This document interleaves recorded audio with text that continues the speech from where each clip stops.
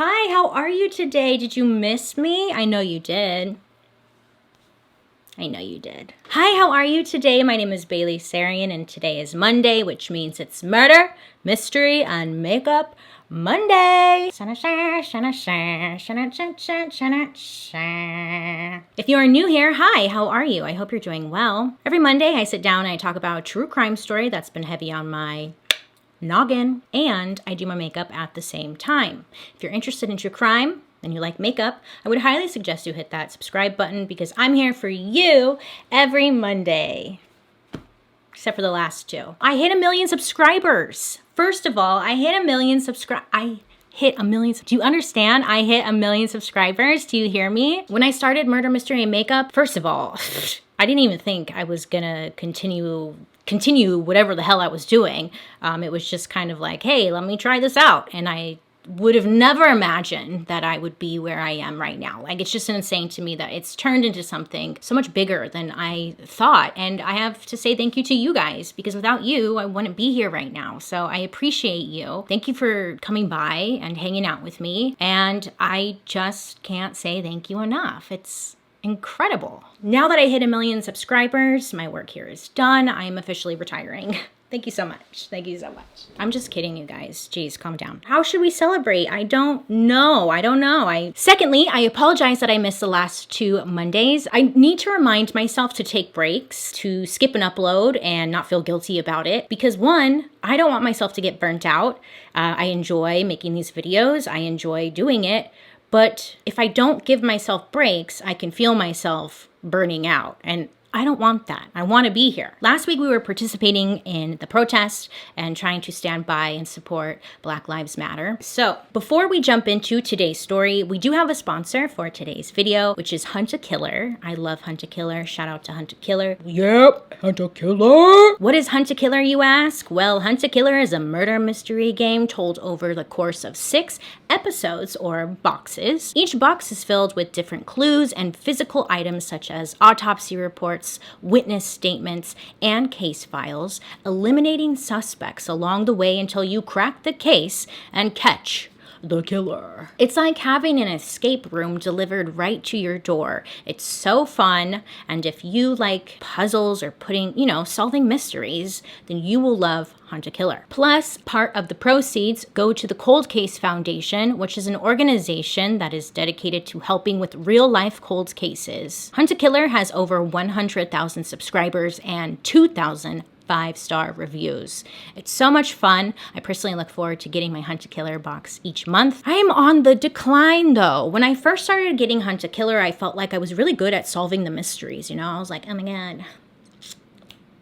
Just like that. I don't know what that was, but that was me. Like lately, I find myself getting more and more stumped, which I think is a good thing. I'm not saying this is a bad thing, nay. Because who wants to play a game that lasts like 2 seconds, Not I. The nice thing about Hunt a Killer is you can either play by yourself or with friends, family, your dog, cat. Right now, just for my Murder, Mystery, and Makeup viewers/listeners, whichever you are doing right now, you can go to huntakiller.com/Sarian and use code Sarian for 20% off your first box. Again, make sure to use the code Sarian for 20% off your first Hunt a Killer box. Thank you, Hunt a Killer, for partnering with me on today's video, and most of all, a big thank you to viewers like you, because again, without you, I wouldn't be here. If you're ever curious to know what products I'm using, I do list them down in the description box, but other than that, I will shut my dirty little mouth and let's get right into it. Today, we are dabbling in some American history. Woo! As uncomfortable as American history can be, it's still important that we talk about it, right? I'm sure we can all agree on that, at least I hope, because there is something always to be learned from it. So we are going to Oklahoma. That's right, baby. Oklahoma. Oklahoma.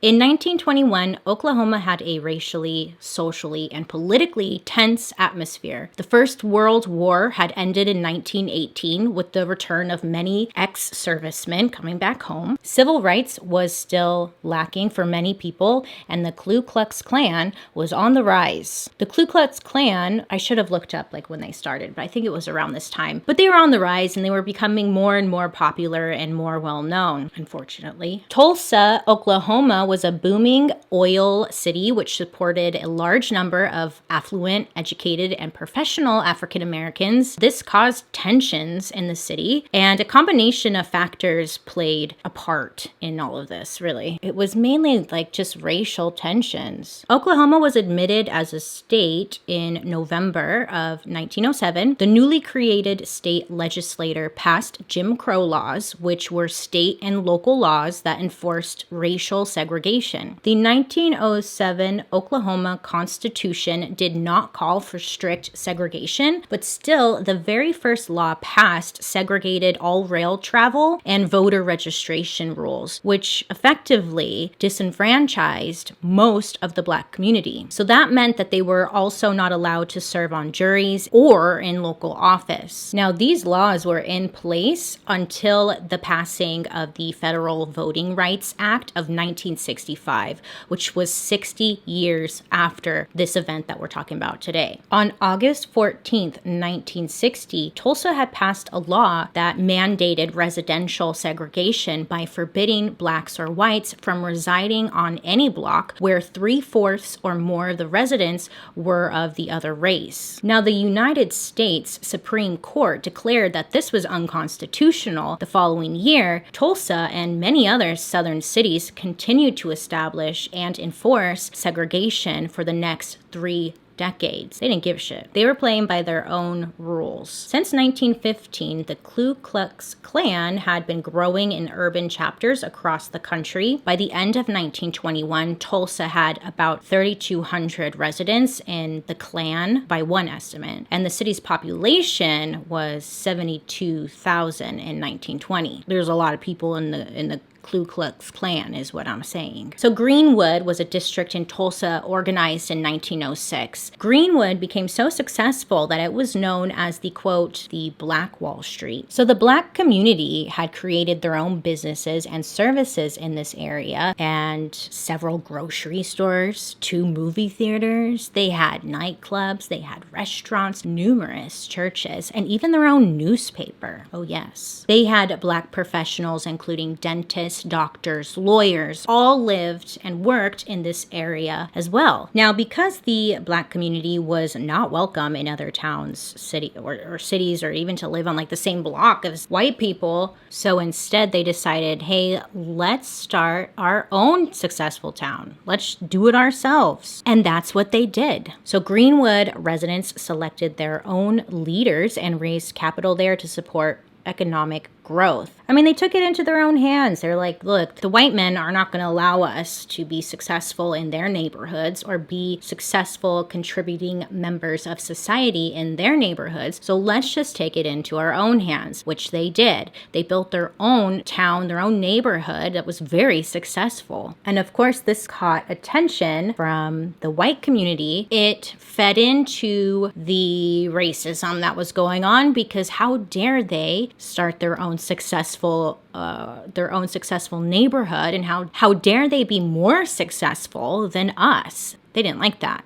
On May 30th, 1921, a young Black teenager named Dick Rowland, who worked as a shoe shiner employed at the Main Street Shine Parlor, he had entered an elevator at the Drexel Building, which was an office building on South Main Street. It's believed that Rowland may have been trying to get to the only restroom in the building, but it's unsure. He goes into the building and he goes to the elevator. Now, the woman operating the elevator was a white woman named Sarah Page, and Dick Rowland had entered the elevator, and what happened on the elevator is unknown exactly. But what we do know is that at some point, while the two were on the elevator, Sarah Page had screamed, and Dick Rowland was seen running out of the elevator. The guy who was working the front desk in the building, he ran over to the elevator, and he saw Sarah in what he said was a distraught state, and he called the police. The police came out and most likely questioned Sarah, but there was no written account anywhere of her statement that has been found. They must have been like, oh, I'll just remember it with my mind, or they burned it. We don't know. Most believe that the police had determined what happened between the two, and then authorities conducted like a low-key investigation of their own without doing the proper paperwork. Now, unfortunately, People were talking, rumors were swirling. Not even long after the incident took place, about what supposedly happened on that elevator, it had circulated through the city's white community. A front page story in the Tulsa Tribune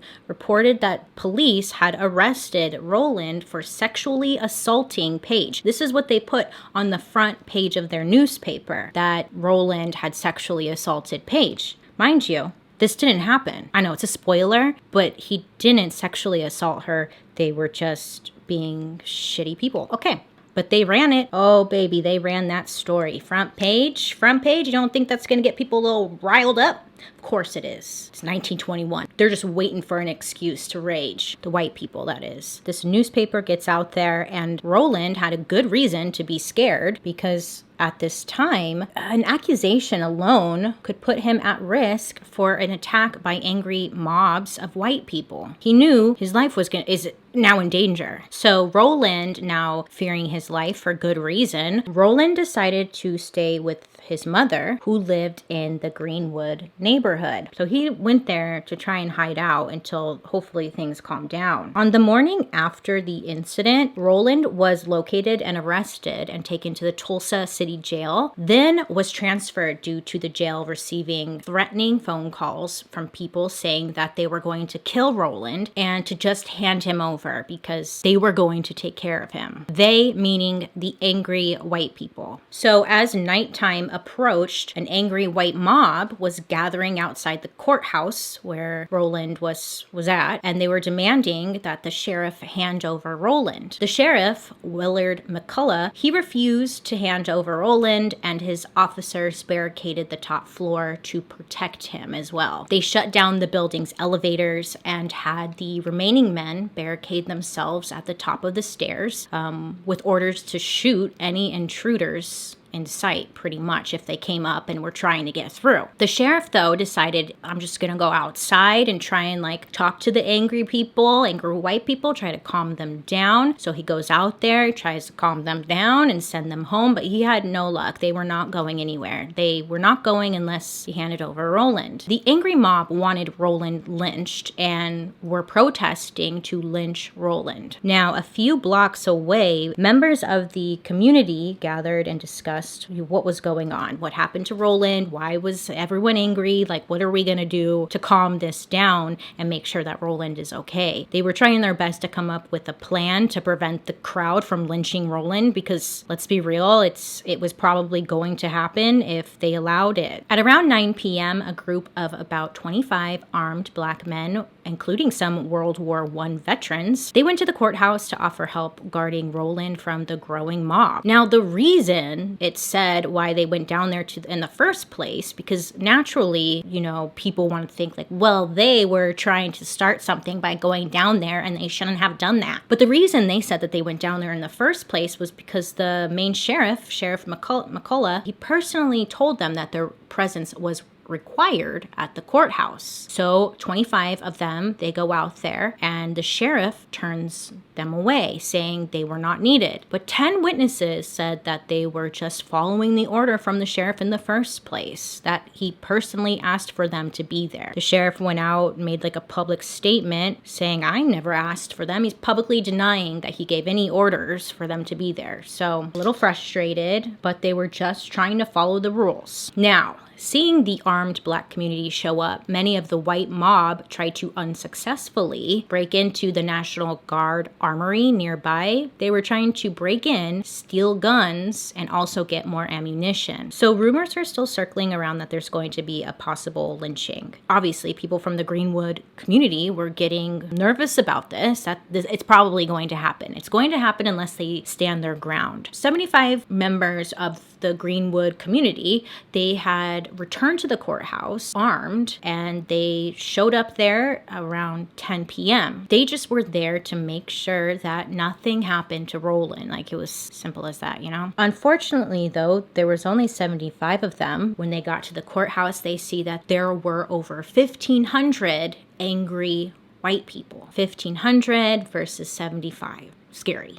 Now, according to witnesses, a white man is alleged to have told one of the armed black men to surrender his pistol. Of course, it was probably more aggressive than that, but pretty much telling him to give me your gun or whatever, but the man refused and a shot was fired. Now, some say that it may have been accidental or it was meant to be a warning, but because of this one shot, it turned into many firing their weapons at one another. So after shots were fired, pretty much chaos broke out. One gunshot pretty much started everybody getting out of control. So those who came from Greenwood, they pretty much retreated on foot back to Greenwood, some in vehicles, I'm sorry, but they pretty much went back to Greenwood. The armed white mob, instead of just leaving them alone, they decided to follow them back into Greenwood. So a lot of the angry white mobsters, they stopped to loot local stores for additional weapons and ammunition. Along the way, any bystanders who they saw like leaving a movie theater, maybe like the show had just ended, they're walking out, someone leaving a restaurant or whatever, the angry white people, they shot them. They were just shooting anybody that they saw who was black. So panic had set in because the angry white mob, they began firing on any black people that they saw, turning quickly into an angry white riot. At around 11 p.m., members of the National Guard unit began to assemble at the armory to organize a plan to subdue the rioters. Several groups were deployed downtown to set up guard at the courthouse, also at the police station and other public facilities. The forces appeared to have been deployed to protect the white districts, which were adjacent to Greenwood, and not there to protect Greenwood itself or the community, aka the black community, at all. It was there to protect the angry white people. As the evening continued, the National Guard rounded up numerous black people and took them to the convention hall on Brady Street for detention. Why they were being arrested and detained? Well, to simply put it, they were being arrested because they were black. I mean, they didn't have guns. There were many people arrested, detained, and taken in who were not armed, who were just fucking minding their own damn business. And that's a fact. I mean, that's not even up for debate. Some people try to debate it, but I don't know why. So many prominent white Tulsans also participated in the riot, including Tulsa founder and Ku Klux Klan member W. Tate Brady, who participated in the riot as a night watchman. He showed up like, oh, I'm gonna help with this shit. So June 1st, 1921, throughout the early morning, small groups of whites made it into Greenwood by car, some on foot, but mainly on car, and was just shooting with no rhyme or reason into businesses and residents. And they would throw lighted oil rags into several buildings along the streets, setting whatever was in their path on fire. Then crews from the Tulsa Fire Department came to town. They arrived, right, to put out the fires as firemen do. So they showed up and they were there to put out the fires, but the firefighters were turned away at gunpoint by the angry white mob. They would not allow them to enter into the town and put out the fires. So residents inside Greenwood, many of them began to get their handguns or something to defend their neighborhood, while a lot more tried to flee the town completely. They had to get out. But throughout the night, both sides continued fighting. According to a Red Cross estimate, around 1,256 houses were burned throughout the night. 215 others were looted, but not set on fire. 2 newspaper companies, schools, a library, a hospital, churches, hotels, stores, and many other black-owned businesses were destroyed or damaged by fire. For what? We know what, because they were racist and angry. It's believed that 100 to 300 people were killed during this massacre. Numerous eyewitnesses described airplanes flying above the town, and they were firing their rifles out of the airplane, and they also dropped fire bombs on buildings, homes, and families. Law enforcement personnel were thought to be aboard at least some of those airplanes, but there were some flights said to be privately owned. By who? By who? Eyewitness accounts, such as testimony from the survivors during commission hearings and a manuscript by eyewitnesses discovered in 2015, said that on the morning of June 1st, at least a dozen or more planes circled the neighborhood and dropped burning turpentine balls on an office building, a hotel, a gas station, and multiple other buildings. Men also fired rifles at young and old Black residents, gunning them down in the street where they just left everybody in the street. Law enforcement officials, stepped in and gave a little statement. They're like, look, those airplanes, they were put there to simply provide safety and protection against a, quote, N-word uprising, end quote. In other parts of the city where, there was a lot of middle-class white families who employed Black people in their homes as live-in cooks and servants, well, the angry white rioters went to their homes and they demanded that the families turn over their employees to be taken to detention centers around the city. Now, because these angry white people are showing up with fucking rifles and fucking shit, many of them complied because if they didn't, well, they were harassed by the rioters and their homes were then vandalized. So then the governor of Oklahoma, well, I kind of already mentioned this, but the governor of Oklahoma had ordered the National Guard to come in, So 109 troops from Oklahoma City. And then following that, Oklahoma City was put under martial law, which would be established that day. So troops were pretty much arresting anyone and everyone who was Black and then requiring the detainees to carry identification cards. And it said as many as 600 Black Greenwood residents were held at 3 local facilities. They had the Convention Hall, which would be now known as the Brady Theater, the Tulsa Fairgrounds, which then it was located about a mile northeast of Greenwood, and McNulty Park, which is a baseball stadium. Is it still a baseball stadium? Probably. Some were held at these locations for as long as 8 days. For what, you ask? For being Black. Martial law was declared around 11:30 a.m. and by noon, the troops had managed to suppress most of the remaining violence. In the hours after the Tulsa Race Massacre, all charges against Dick Rowland were dropped. Sarah, the woman who was working the elevator, she decided that she didn't want to press charges, or she dropped the charges. So the police had concluded that Rowland had most likely just stumbled into Paige or even stepped on her foot while they were both in the elevator, which led to her kind of shrieking or screaming, whatever she did. Rowland, who was kept safely under guard in the jail during the riot, he ended up being exonerated and he left Tulsa the next morning and reportedly never returned. I mean, yay for Rowland, but 35 city blocks were completely destroyed. Over 800 people were treated for their injuries, and the official tally of deaths in the massacre was 36 people, which now historians consider much too low. The Tulsa Race Massacre stood as one of the deadliest riots in U.S. history, behind only the New York Draft riots of 1863, which killed 119 people. In the years to come, as the Black community worked to rebuild their ruined homes and businesses, segregation in the city only increased, and Oklahoma's newly established branch of the KKK grew in strength. Of course, how the newspaper was playing this, of course, was trying to make the Black community out to be the bad ones, like they tend to do. For decades, there was no public ceremonies, there were no memorials for the dead or any efforts to even acknowledge the events taking place between May 31st and June 1st in 1921. Instead, there was a deliberate effort to cover up the whole thing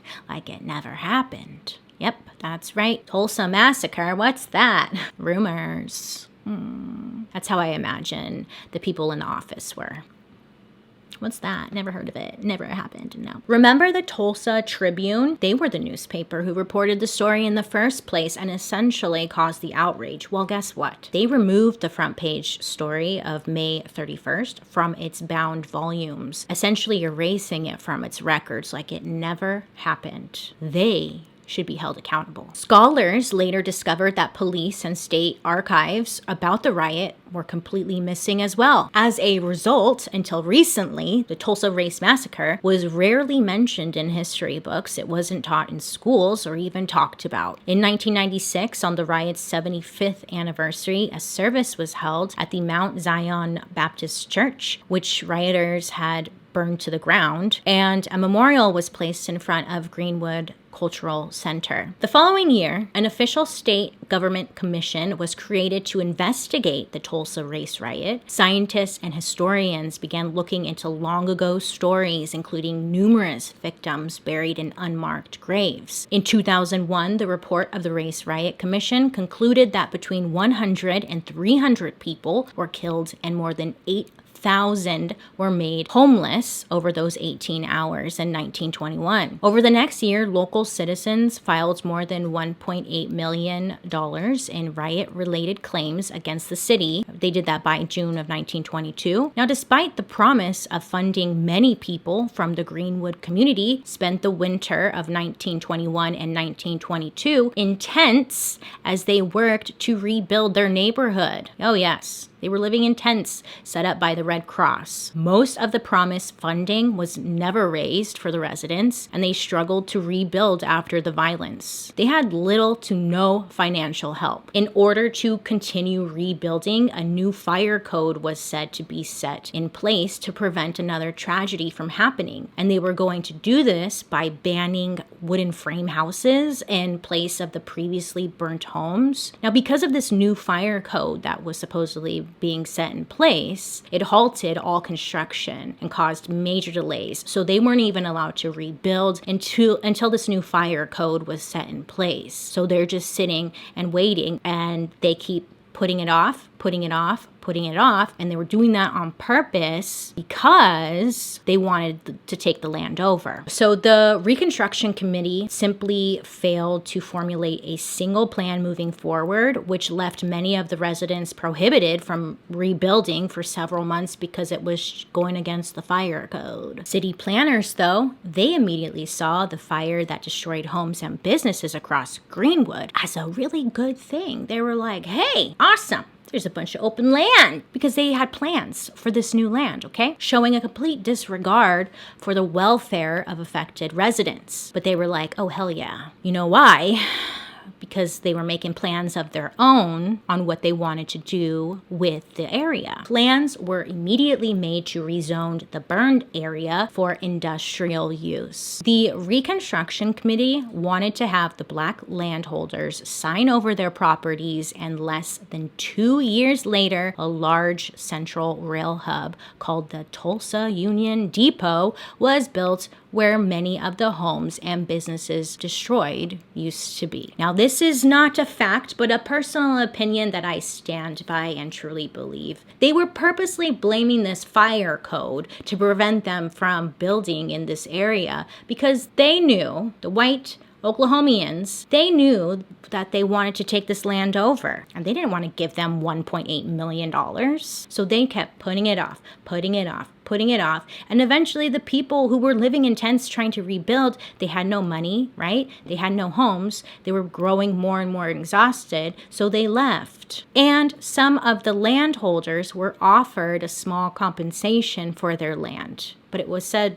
to not be much, they had no option at that point. Because they had all this extra land now, it allowed for them to build an even larger train depot because they just had so much extra space now. There were no zip zada convictions for any of the charges related to the violence when it came to the white rioters, because the black community paid a big price, and a lot of them were detained. There were decades of silence about the terror, violence, and losses of this event. The riot was largely omitted from local, state, and national histories. A woman by the name of Mary E. Jones Parrish, she was a young African-American teacher and journalist from New York. She was hired to write an account of the riot. She was a survivor and wrote about her experiences and collected other accounts and experiences that people she knew. She gathered photographs and compiled a partial roster of property losses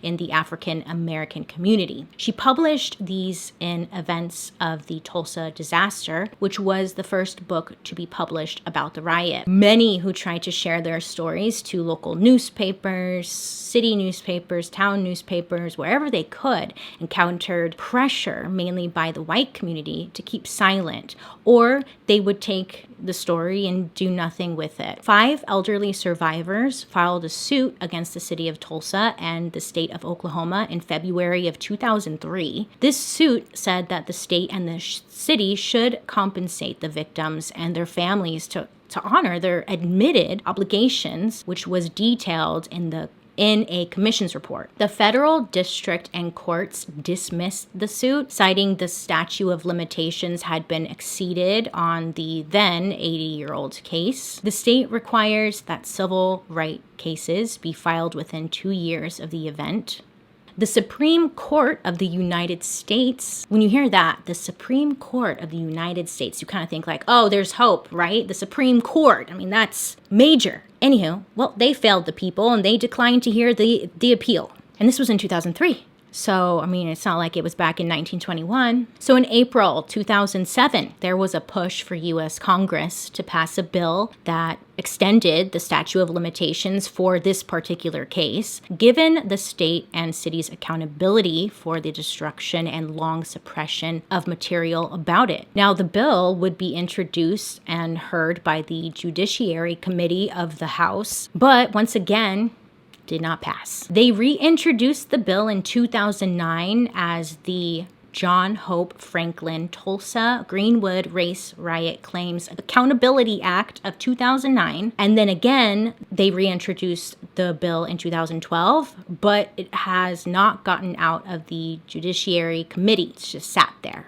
It was named in honor of the late Dr. John Hope Franklin, who was a first-hand witness to the destructive impact that the riot had on the community. Dr. Franklin made numerous contributions to the understanding of the long-term effects of the riot on the people and worked to keep the issue alive in history. According to the State Department of Education, it has required the topic in Oklahoma history classes since 2000, and the incident has been included in Oklahoma history books since 2009, but it wasn't required really countrywide or anything to actually learn about it. So, a bill in the Oklahoma State Senate requiring that all Oklahoma high schools teach the Tulsa Race Riot failed to pass in 2012. The opponents, the people who were against this bill, claimed schools are already learning about this riot. We don't need to make it a bill. And in November 2018, the 1921 Race Riot Commission was officially renamed the 1921 Race Massacre Commission. Nearly a century later, in April of 2020, yes, in April of 2020, this happened in 1921. Tulsa plans to dig for suspected mass graves in a city-owned cemetery that may have been used to dispose the victims' bodies. They believe that there's a mass grave somewhere. There has to be. Unfortunately, there really isn't much of a happy ending to this story, but my friends, that is the awful story about the Tulsa Race Massacre. What is owed this community 99 years later is a repairing, education, and economic incentives. Something more than symbolic gestures or an official report as an apology extended to the survivors. It's in the Oklahoma legislators' hands, and it has been for a very long time. I'm sure we can both agree that this story is just absolutely horrific. And it's a good example for anyone out there who likes to say like, well, why didn't they just start their own community then and be successful? Because I've seen shit like that. And it's like, well, they did. They did just that, and it was taken away from them. It was burned to the ground along with their families, their family members, their wives, their kids. destroyed, taken from them. They were punished for succeeding. And this, the Tulsa Race Massacre, was just a small little bump in the road of racism, abuse, murder, and attacks that they have faced in this country. The Black community during this time, they had just come back from World War I. They were serving a country. It wasn't even their country. They went to war, fought for our country, came back home and fought another war. And it's like nobody wants to acknowledge, I'm sorry, not nobody, but a lot of people don't want to acknowledge this struggle that's gone on for a long time, as if their lives don't matter. And I challenge you to just learn some history. Read about the things that have been suppressed for a long time, like this. The 99th anniversary just passed. Next year is going to be the 100th anniversary of the Tulsa Race Massacre. I don't know. I was trying to think of a plan, like what can we do to help? I'm open to suggestions in the comment sections. I don't know how to get like a bill passed or something, but I would love to have that to happen. These families deserve it. If you were in their shoes, you would feel that way too. Come on. I hope this is all making sense. I'm being very careful with my words because a lot of people can take this as a personal attack and get very defensive, and that's not what I'm trying to do. I'm just trying to have a conversation. We have to educate ourselves and we have to do better. Thank you guys so much for hanging out with me today. I hope you have a wonderful rest of your day. You make good choices. Please be safe out there. Wear a mask, wash your hands, try and stay sane. Let me know who you want me to talk about next week. Actually, in my mind, I think I already know what I want to talk about. Thank you so much to Hunt to Killer for partnering with me on today's video. I'll be seeing you guys next week. I won't go missing on you. To be seeing you then. Thank you for the 1 million subscribers. Yay! That's so crazy. Bye.